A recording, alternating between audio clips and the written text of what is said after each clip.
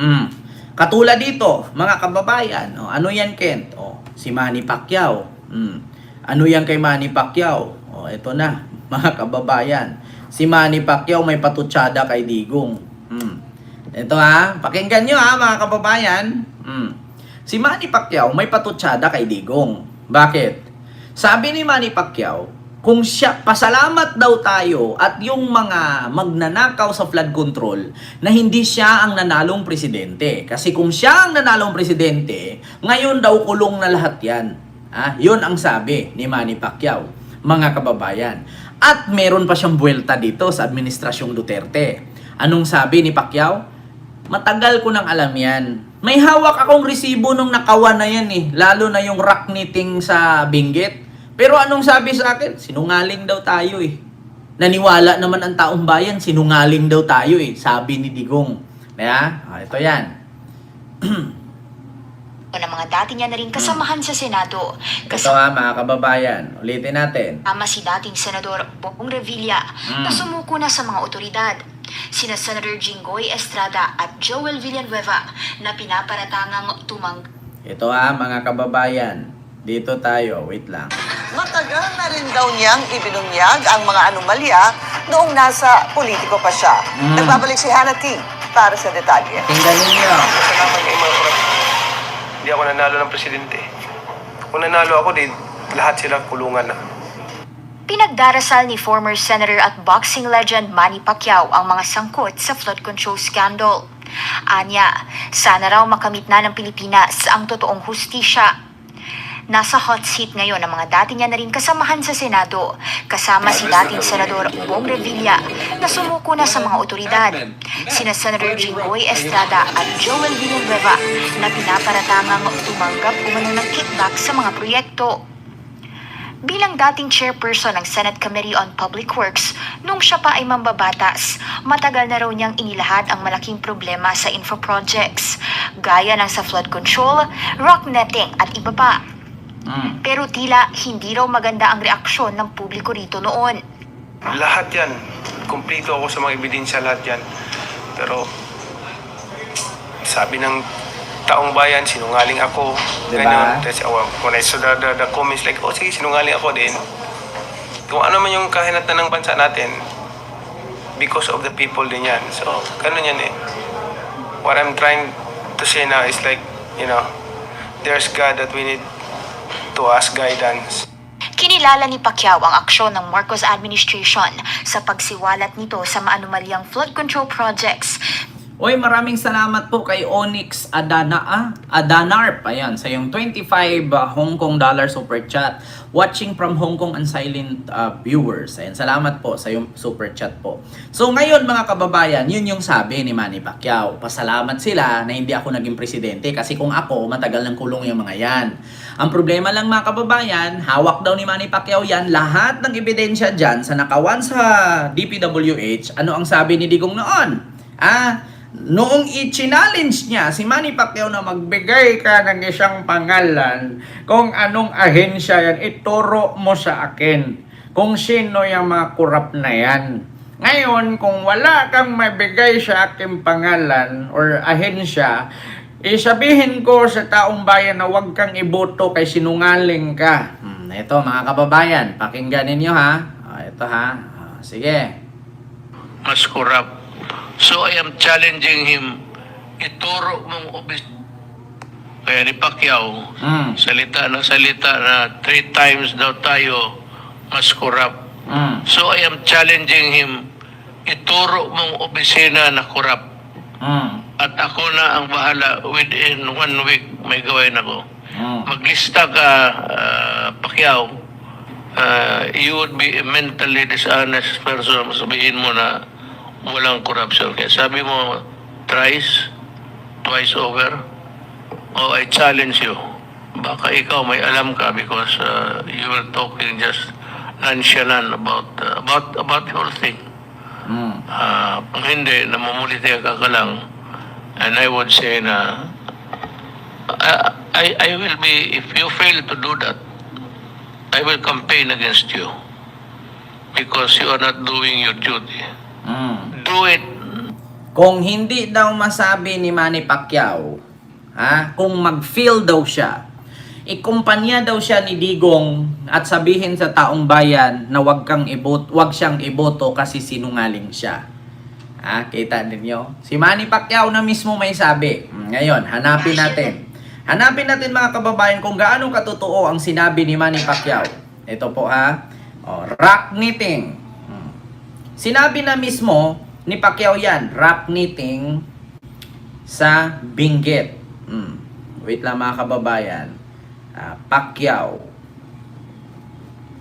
Ito na mga kababayan. I am here together with Mayor Benji Magalong to inspect some of these problematic, again, flood control projects. I think you can see for yourself na talagang hindi trinabaho ng mabuti ito. Dahil yung ginawang slope protection supposedly dito ay bumigay kagad. Sinama, pati yung slope protection na dapat na nandyan na hindi ginawa. Ayun, naglaglagan. Bumuho lahat ito, bumagsak dito, mabigat, nasira yung kalsada. Dati mga kababayan, nung ibinulgar ni Manny Pacquiao yan, 9 billion pa lang yan. Yung rock knitting na yan, sa pamamagitan ni Yap at ni Pulong. 9 billion pa lang yung rock knitting na yan sa Benguet. So ngayon, habang tumatagal, umabot ng 36 billion rock knitting, wala pa rin kwenta. Kasi instead na sitahin ni Digong yan, ikulong yung mga nagnanakaw dyan, ang ginawa niyang sinungaling si Pacquiao, na which is binulgar naman ni Pacquiao yan noon, ginawa niyang sinungaling kasi bakit? Pinoprotektahan ni Digong, madawit kasi si Pulong. Diba? Yun po yun. Walang silbi at maituturing na economic sabotage. Ganitong inilarawan ni Pangulong Bongbong Marcos ang ininspeksyon niyang rock shed at rock netting project sa Benguet na nasira kahit kinastosan ng milyon-milyon piso. So dito hanapin natin. Manny Pacquiao rock knitting sa Benguet at sinabi kay Duterte, ngunit si Duterte ay hindi pinaniwalaan ang 9 billion rock knitting. Ito na, mga kababayan. Basahin natin billion rock knitting scam. Ito mga kababayan. 3 months ago, Vera Files tayo para para authentic. Dito, Vera Files fact check. Report claiming no media reports on Duterte's Benguet visit not true. Ayan na. So dito mga kababayan, website Philippine News published September 24 a poor story which falsely claimed that mainstream media did not report on President Duterte visit to Benguet province after it was hit by landslide caused by Typhoon Umpong. At least 6 media outlet GMA News Online, ABS-CBN, CNN, Inquirer.net, Rappler at Sunstar Baguio produce report about Duterte visit last September 17 or 2 days after northern provinces were battered by the typhoon, and week before Philippine News even published its untrue story. President Duterte persistent visit to Benguet despite security issue not reported by mainstream media. So ito po nakalagay mga kababayan. Duterte persistent visit to Benguet. Ayan, bumisita si Digong yan. Sa Benguet, ang sabi. Pero yan po ay false. Hindi po yan totoong bumisita si Digong. Kasi mga kababayan, sinabi po kasi ni Manny Pacquiao dyan, mga kababayan, na 9 billion rock knitting. So ito po mga kababayan ang nakalagay. Administration. May mga observation din po, or some of your critics are saying you're quiet when it comes to Duterte corruption. Specifically, isa po sa nabanggit dito ay yung rock netting issue dito sa Benguet, na ngayon daw po, when you're being very vocal about corruption, hindi nyo nababanggit yung mga nangyaring corruption nung nakaraang administrasyon. Ano po ang sagot nyo doon? Mabuti na lang, Krista, nabanggit niya sa akin. Another kasinungalingan yan, no? Alam mo, sir, this 2019, ni-raise ko na yan. And consistently, every time I do a presentation, I talk to people, I talk to groups, big groups, no? Laging kasama yung rock netting na yun. Ang hirap mag-imbestiga kung walang kooperasyon ang DPWH. Kasi sa kanila ka kumuha ng dokumento Ayun nila Diba? Si Magalong mismo nagsabi, matagal na niyang alam yan. Matagal na niya yan. Kahit 2019 pa lang, chine-check na niya yan. Kada eleksyon, sinasabi na niya yan sa taong bayan, itong korupsyon sa Rockniting. Mahirap mag-imbestiga kung ang mismong DPWH ay hindi makipag-cooperate kasi sangkot sila dyan. 'Di ba? Sinabi na yan mismo ni Manny Pacquiao na merong 9 billion Rockniting hanggang sa umabot ng 36 billion. At mismo si Trillanes na nga nagbulgar niyan eh. Sangkot si Pulong at si Eric Yap dyan. So ngayon mga kababayan, ayun ang sabi ni Manny Pacquiao. Sinabi ko na yan noon eh. Sabi ko nga, pangatlo tayo sa pinakakurap sa buong mundo, ang Pilipinas. Sabi ni Digong, patunayan mo yan. Kung hindi mo mapatunayan yan, I will campaign to the people and say, wag kang iboto kasi sinungaling ka. Diba? Ayun, buwelta ni Manny Pacquiao. Diba, mga kababayan? Yan ang sabi. Kaya ni Pacquiao, salita ng salita na 3 times daw tayo mas corrupt. So I am challenging him, ituro mong opisina na corrupt. At ako na ang bahala, within 1 week may gawin ako. Ituro ang opisina na corrupt, within 1 week may gagawin ako. Kailangan pa bang isabi ni Manny Pacquiao sa iyo, Digong, anong kwenta ng confidential funds mo? Anong kwenta ng intelligence fund mo? Yung ng chismis ng jirjir ni Laila de Lima, nalaman mo, pero yung corruption sa Benguet, 9 billion ang halaga, hindi mo alam. Pinagluloko mo yung taong bayan eh. Kaya nga mga kababayan, kayo mga DDS, maputang ina yung mga bobo kayo, sinampal na kayo ng katotohanan, digong pa rin kayo ng digong. Tatay kayo ng tatay, hindi nyo man kamukha. Yan yun mga kababayan. Sasabihin niya, ipatunayan mo sa akin, ibigay mo sa akin. Kasi kung mag-fail ka niyan, ikumpanya kita sa taong bayan at sabihin ko, huwag kang iboto kay sinungaling ka. Putang ina yung jirjir video ni Jonel, nalaman ni Digong, putang ina mo. Samantalang yung 9 billion, yung 9 billion na ninakaw ni Pulong, di ba, at ni Eric Yap, dyan sa Rockniting sa Benguet, na alam ni Manny Pacquiao. Imposible naman si Manny Pacquiao unang makaalam, si Digong wala. Hindi daw niya alam. Putang ina. Di ba? Tapos papresko ng papreskon. Para hanap simpatsya. Sabihin mo, Manny Pacquiao, patunayan mo. Kasi may gagawin ako within 1 week. Anong gagawin mo? Pagpapatayin mo yung mga testigo? Ipapatumba mo lahat ng mga ebidensya, tatago mo, ilibig mo, katulad kay di ba? Katulad kay Cabral, ini-stress ninyo para tumalon sa bangin. Di ba? Ganyan ang gagawin nila mga kababayan.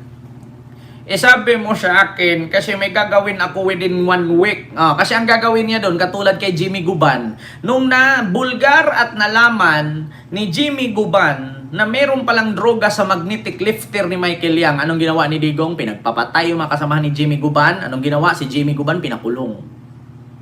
Diba? Imbes na yung testigo at trabahante ng gobyerno ang nakabisto, ang ginawa, pinagkukulong lahat ni Digong. Pinagtutumba niya. Paano ko nasabing pinagtutumba? Punta na naman tayo kay Jimmy Guban. Dito tayo mga kababayan. Ito gusto nyo yun ng totoong kwento eh. Ito. Jimmy Guban. Kung ano ang kwento ni Jimmy Guban. Customs. Tuloy-tuloy po akong dinodoro.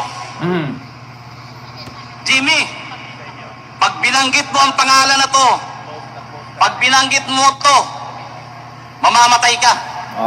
Diba? Lalo na kung makarating ka sa Pasay City Jail. Ganyan. Itatagal ang buhay mo. The worst, your honor, sinabay niya pa pati anak ko. Kaya sabi ko sa iyo, si Madriaga, delikado yan si Madriaga. Delikado si Madriaga. Alam namin kung nasaan yung anak mo sa Makati. Madali kidnapin yan. Your honors, alam niyo po ba kung sino yung mga tao na ayaw niyang ipabanggit? Na halos doon palang gusto na ako sipain, bugbugin. Si Pulong. Diba? Si Mans. Diba? Si Michael Yang. I wish to express my intent to be part of the investigation. And I undertake to tell the truth and nothing but the truth. To shed light on the proliferation of illegal drugs. should you consider me as one of your resource person, may I respectfully request that I be given immunity from prosecution. Kita ninyo, di ba?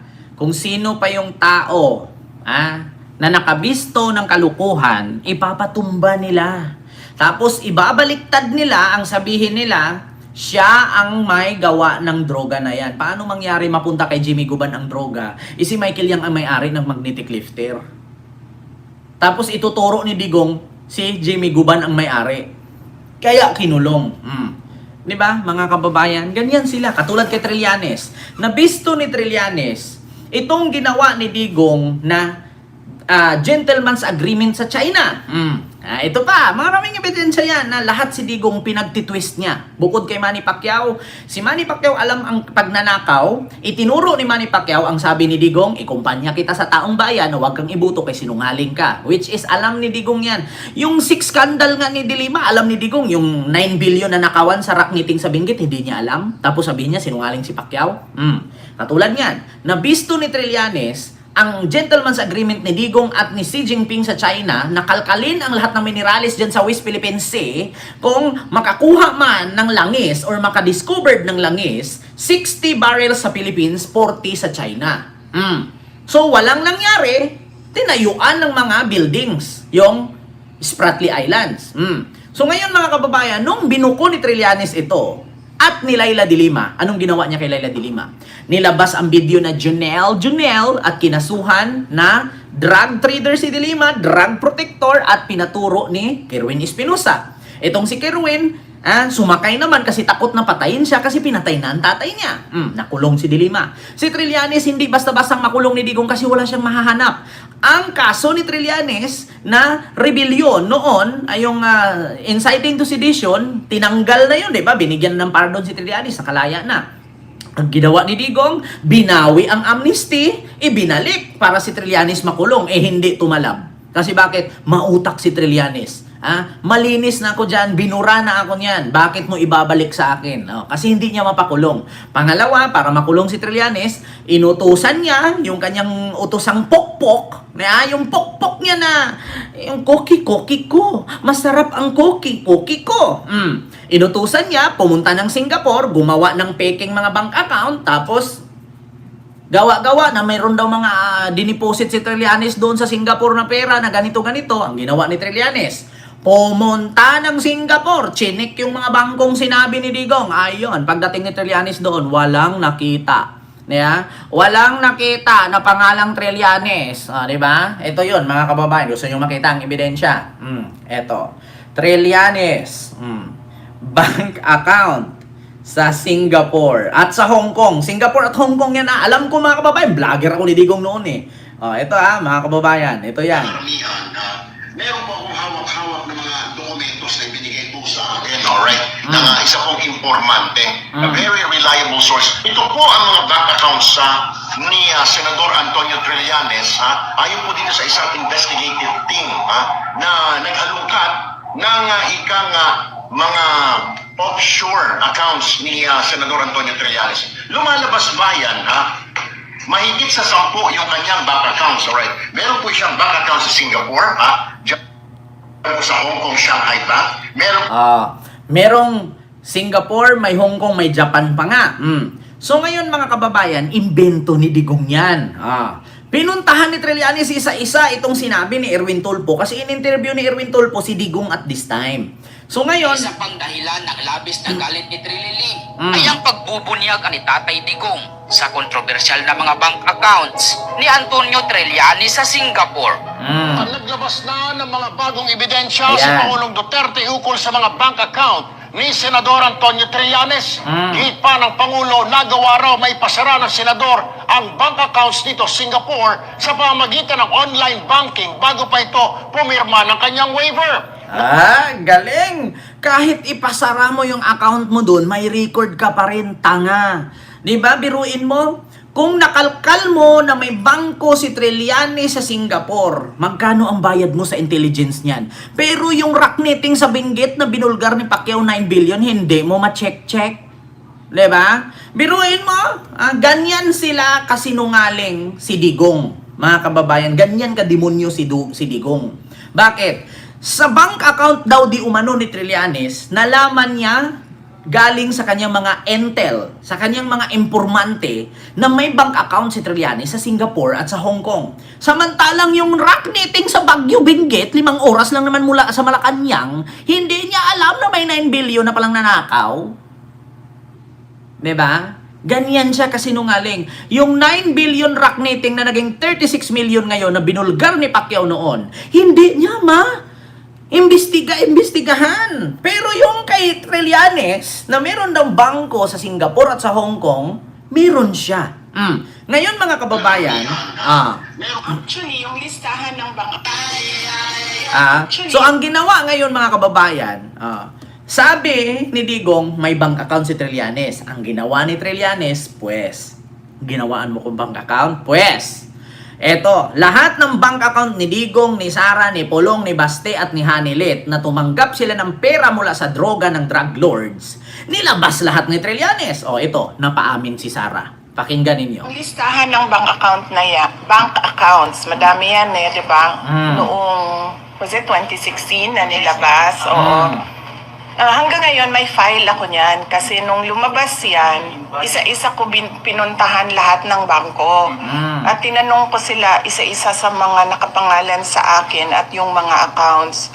Meron talagang mga accounts doon na hindi alam ng bangko, hindi ko rin alam, pero nandoon siya sa listahan. So, kita mo? Totoo daw talaga may bank account. Hindi alam ng bangko kung bakit nandun yung pangalan niya at hindi niya rin alam kung bakit nandun sa listahan. Kita ninyo? So ano ibig sabihin ninyo? Ang bangko, yung mga teller sa bangko, nagsayang ng memory card ng computer. Yung mga trabahante dun sa bangko, yung mga cashier, yung mga teller nila doon, magta-type, magagawa ng account Sara Duterte. Tapos, syempre, bago ka makagawa ng account doon, may ID, may birth certificate, may 2 valid ID. So paano mangyari doon magagalagay yung pangalan mo doon, apelyido at bank account nang hindi ka pumupunta doon physical? Kailangan ng physical appearance yan eh. Diba? Ngayon mga kababayan, lahat talaga si Digong sinungaling. Mahilig mambaliktad. So, ito mga kababayan, ito na, pakinggan ninyo.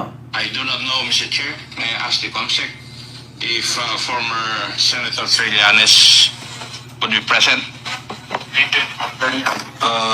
Sir, we invited Senator Trillanes, but hindi pa si Trillanes nakapasok nito. Pumasok yung Duterte, sila talaga yung nagsimula niyan. I remember yung unang fake news sila, yung ginawa raw safest city in the world ni Duterte yung Davao. So it's fake news. Of course, kahit yung kapag tinignan mo, top 1,000 safest cities, hindi papasok yun eh. Dito sa Pilipinas, yun ang most dangerous. Ang Davao is most dangerous. Kasi number 1 siya sa murder. Biruin mo yun. And statistics ito ng Philippine National Police. That time when he was mayor. Pero the way they were able to spin it, they made people believe na safe in Davao. Tayo naman po. Diba? Sabi ko nga sa inyo mga kababayan, napakasinungaling na talaga ni Digong. Diba? Napakasinungaling ni Digong. Kaya sabi nga ni Manny Pacquiao, sinabi ko na yan noon eh. Kompleto ako dokumento niyan, pero sabi ng tao, sinungaling daw ako. Yan ang sabi ni Manny Pacquiao. Sinabi ko na yan noon, nilabas ko na yan noon. May ebidensya ako niyan eh. Ito. Nagising daw ang mga... Ito mga kababayan. Because of the people din yan. So, ganun yan eh. Lahat yan. Kompleto ako sa mga ebidensya, lahat yan. Pero, sabi ng taong bayan, sinungaling ako. Ganyan. When I saw the comments like, sige, sinungaling ako din. Kung ano man yung kahinatan ng bansa natin, because of the people din yan. So, ganun yan eh. What I'm trying to say now is like, there's God that we need to ask guidance. Diba? Si Pacquiao na mismo nagsabi, kumpleto ako ebidensya niyan. Pero ang sabi, sinungaling daw ako. Sabi ni, sabi ni Digong. Ito mga kababayan. Pacquiao, you would be a mentally dishonest person. Sabihin mo na walang corruption. Kaya sabi mo, twice over. Oh, I challenge you. Baka ikaw may alam ka because you were talking just nonchalant about the whole thing. Kung hindi, namumuliti ka lang, and I would say na I will be, if you fail to do that, I will campaign against you. Diba? I will campaign against you at sabihin ko sa taong bayan wag iboto si Pacquiao kasi sinungaling. Pero magulat ka dito, rock-knitting sa Benguet, si PBBM mismo nakadiscover. I am here together with Mayor Benji Magalong to inspect some of these problematic, again, flood control projects. I think you can see for yourself na talagang hindi trinabaho ng mabuti ito. Dahil yung ginawang slope protection supposedly dito ay bumigay kagad. Sinama, pati yung slope protection na dapat na nandyan na hindi ginawa ay bumuhot. Diba? Sinong sinungaling ngayon? Si Manny Pacquiao o si Digong? Kaya nga sabi ko sa inyo lahat mga kababayan, itong katarantaduhan at nangyari sa ating bansang nakawan ngayon na nabisto ni PBBM, galing sa administrasyon ni Digong. Nag-umpisa talaga lahat sa katarantaduhan sa administrasyon ni Digong, ngayon lang nabisto sa administrasyon ni Marcos. Pero ang ginawa ng kampo ni Digong, binaliktad ang balita na ang Marcos administration ang korap. Bakit? Malamang sa Marcos administration nabisto, so si Marcos ang sinisi. Pero hindi nila alam na lahat naman ng investigasyon ay nag-umpisa noong 2016. Di ba? Panahon ni Digong nag-umpisa ang nakawan. Nabisto sa administrasyon ni Marcos. Ngayon ang ginawa ng mga DDS, si Marcos ang magnanakaw. Kita ninyo? Kita ninyo? Mga kababayan, galing nila, no? Si Marcos nakabisto sa pagnanakaw ng administrasyon ni Digong, tapos sabihin ng mga DDS supporter, pati mga vlogger, si Marcos ang magnanakaw. O kung si Marcos ang magnanakaw, bakit walang pangalan ni Marcos? O kung si Marcos ang magnanakaw, edi kasuhan ninyo. Diba? Chubbs, maraming salamat po sa iyo, ma'am, sa super palipad. Thank you so much po. Salamat po, Chad Gionson. May galab shoutout po.